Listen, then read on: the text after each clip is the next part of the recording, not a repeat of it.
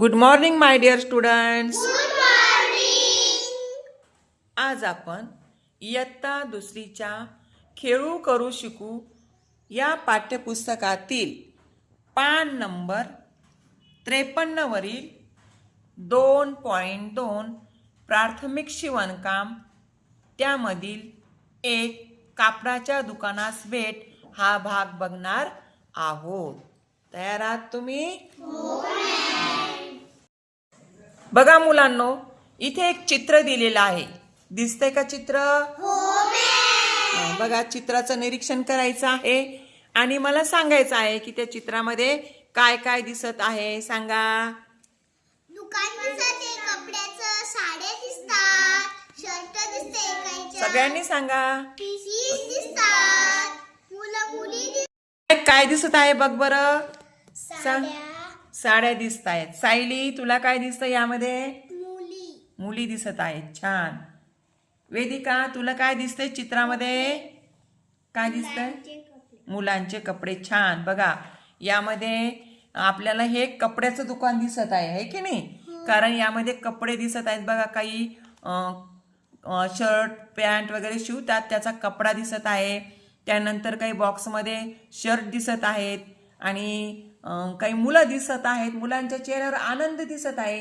का आनंद दिसत असेल बरं मुलांच्या चेहऱ्यावर? कपडे घ्यायचे. कपड्याच्या दुकानात आलो त्यामुळे त्यांना नक्कीच कपडे घ्यायचे आहेत आणि त्यांना वाटत आहे की आता आपल्याला कपडे मिळणार, म्हणून तेही आनंदी दिसत आहेत. त्यांची मम्मी पण दिसत आहे, कपडे चॉईस करतायत, आहे की नाही? तर मग आता हे आहे कपड्याचं दुकान. मग आता कपड्यामध्ये कोणकोणते प्रकार असतात तेच आता आपल्याला बघायचं आहे. बघा, कापडाच्या विविध प्रकारांची ओळख. मग इथे एक तक्ता दिलेला आहे. बघा, 4 कॉलम आहेत. पहिल्या कॉलम मध्ये आहे कापडाचा प्रकार.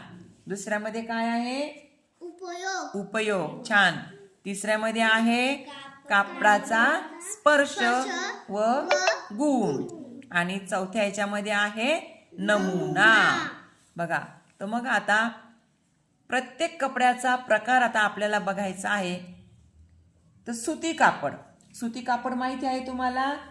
सुती कापड कसं असतं तर मग सुती कापडाचा उपयोग बघा, धोतरासाठी करतात, साडीसाठी, पंचा, गणवेश, लहान मुलांचे कपडे, चादरी, टोपी इत्यादी ही सुती कापडाचे असतात. धोतर माहिती आहे ना तुम्हाला? तुमचे आजोबा असतात, आजोबा धोतर वगैरे घालतात, माहितीये ना? मग ते धोतर कशाचं असतं? सुती कापडाचं असतं. आणि मग हे जे सुती कापड आहे ते सुती कापड हाताला मऊ लागतो. त्याचा स्पर्श कसा लागतो? मऊ लागतो. आणि ते घाम शोषून घेतं. सुती कापड काय असतं?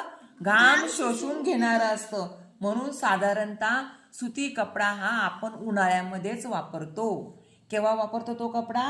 उन्हाळ्यामध्ये. सुती कापड उन्हाळ्यातच वापरतो. ते कपडे आपण उन्हाळ्यात वापरतात. त्यामुळे काय होतं? घाम शोषला जातो. उन्हाळ्यामध्ये आपल्याला घाम जास्त येतो की नाही? मग हे कपडे घातले की आपला घाम ते काय करतात? शोषून घेतात. त्यानंतरचा पुढचा बघा, रेशमी कापड, सॅटिन, मखमल इत्यादी. रेशमी कापड. रेशमी कापड म्हणजे माहितीये का? मऊ मऊ असतं एकदम. मखमलीचं जे कापड असतं, हे की नाही? राजे असतात, राजे महाराजे यांचे कोट असतात, यांचे कपडे नाही राहत, कसे मऊ मऊ असतात. मग ते कपडे असतात रेशमी कापडाचे असतात, मखमलचे असतात. तर मग याचा उपयोग कोणत्या कपड्यासाठी होतो बघा? तर साडी सुद्धा मखमलीची असते. ड्रेस असतात, शर्ट असतात, नाटकातील कपडे. नाटक जर तुम्ही पाहिलं, नाटकामध्ये जे भाग घेतात, जे पात्र असतं ते जे कपडे घालतात ते कपडे त्यांचे मऊ मऊ असतात, मखमलीसारखे असतात. त्याला जर तुम्ही हात लावला तर असं मऊ मऊ स्पर्श वाटतो, हो की नाही? त्याचा स्पर्श हा चमकदार आणि गुळगुळीत असतो. त्यानंतर आहे लोकरी कापड. लोकरी कापड माहितीये का? लोकरीपासून बनवतात. लोकरी कापड कशापासून बनवतात? लोकरीपासून बनवतात. तर बघा, त्याचा उपयोग कुठे होतो? स्वेटर, शाल, मफलर, कानटोपी, मोजे इत्यादीसाठी त्या लोकरचा उपयोग होतो, त्या लोकरी कपड्याचा उपयोग होतो. मग आपण स्वेटर, शाल हे केव्हा वापरतो? हिवाळ्यात. हिवाळ्यात वापरतो. हिवाळ्यात का वापरतो? तर ते थंडी वाजत नाही, बरोबर, ऊब देतात. ते कपडे कसे असतात?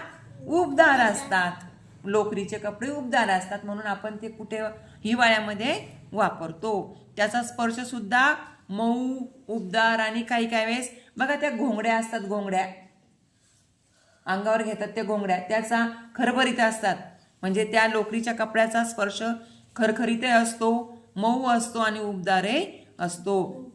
मग बघा, आता आपण सुती कापड, रेशमी कापड आणि लोकरी कापड हे कापडाचे प्रकार बघितले.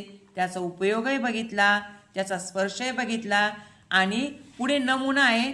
तर तिथे तुम्ही आता एक एक तुकडा कपड्याचा तिथे चिटकून आणायचा आहे. येईल करता? व्हिडिओ आवडल्यास लाईक, शेअर आणि सबस्क्राईब करायला विसरू नका. धन्यवाद.